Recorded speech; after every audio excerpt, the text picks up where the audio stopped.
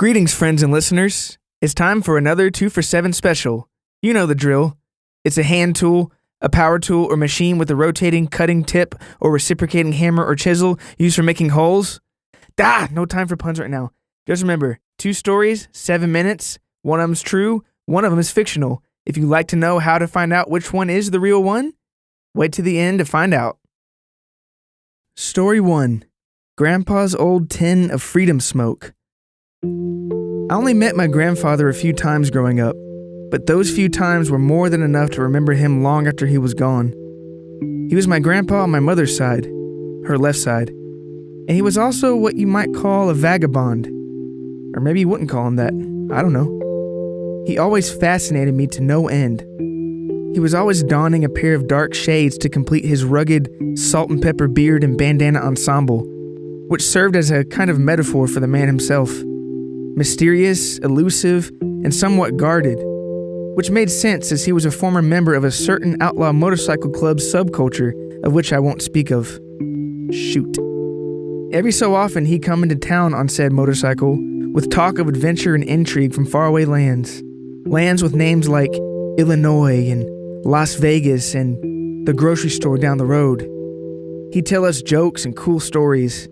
He could take a puff from a cigarette and make the smoke come out of his ears. He even showed me a card trick in which he made a queen of clubs pass straight through our solid wooden kitchen table, and there is nothing you can do to convince me otherwise.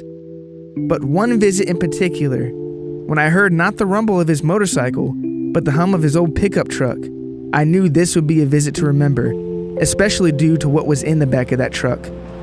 In what seemed like a blur, I was outside, greeting my grandpa as he opened the back of the truck. It was as if he opened the portal to another world. It was fascinating and somewhat frightening. It was like all the shops of New Orleans and Diagon Alley combined were in there. Side note, if you're unaware of Diagon Alley, I have failed you as a creator and a friend. I remember he had some kind of skull mug too that looked like it belonged to every member of the Grateful Dead. But amidst all the trinkets and milestones of the open road, there was one thing in particular that caught my eye. The old tin.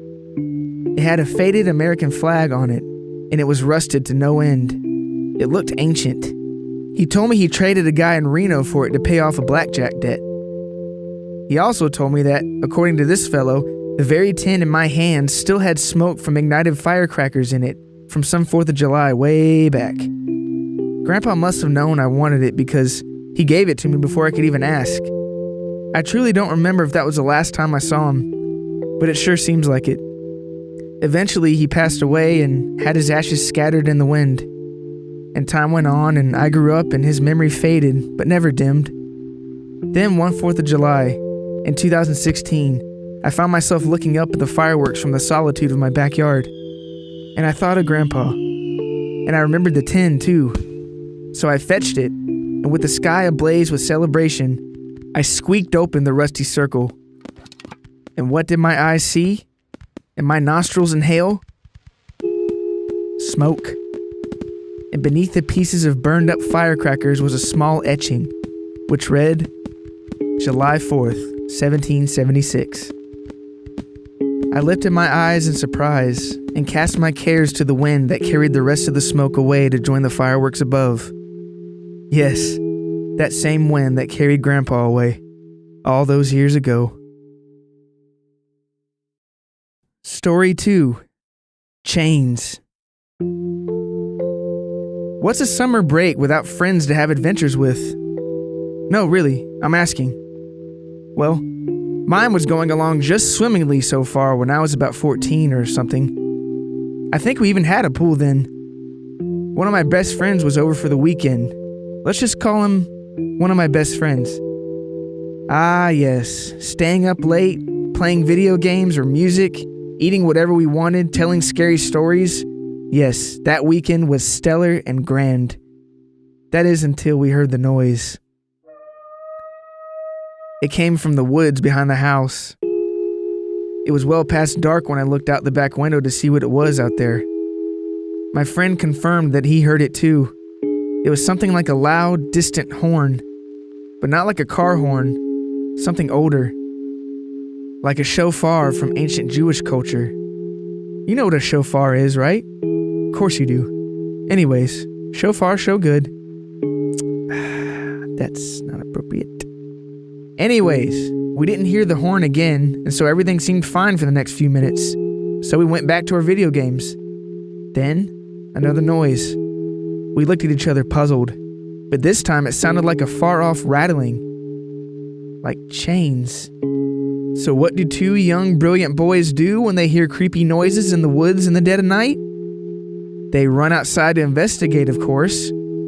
Armed with flashlights, we ran outside and into the woods. For several minutes we heard nothing, except the thumping of our own hearts maybe. Then, chains. First they were distant, but the sound grew louder and nearer, getting closer by the second. What were we to do? We ran, in any direction that led away from that horrid, impending sound. Thistles slapped us, barbed wire slashed us, and chains seemed to chase us. Lucky for us, we emerged from the backyard of a distant neighbor without being shot, and we made our way back home. It was the end of a night we'd be recalling for years to come. The next morning, we went back into those same woods to see what we could find. Eventually, we stumbled upon a small, ancient barn bearing broken wood all around. Looked like nobody had been in there for decades. And what was draped along the wall, you might ask? Chains. Ancient and heavy chains. Thank you all for listening to another 2 for 7 special. If you'd like to know which story was true and which one was fictional, just go to severalstorieshigh.com and sign up for the email list.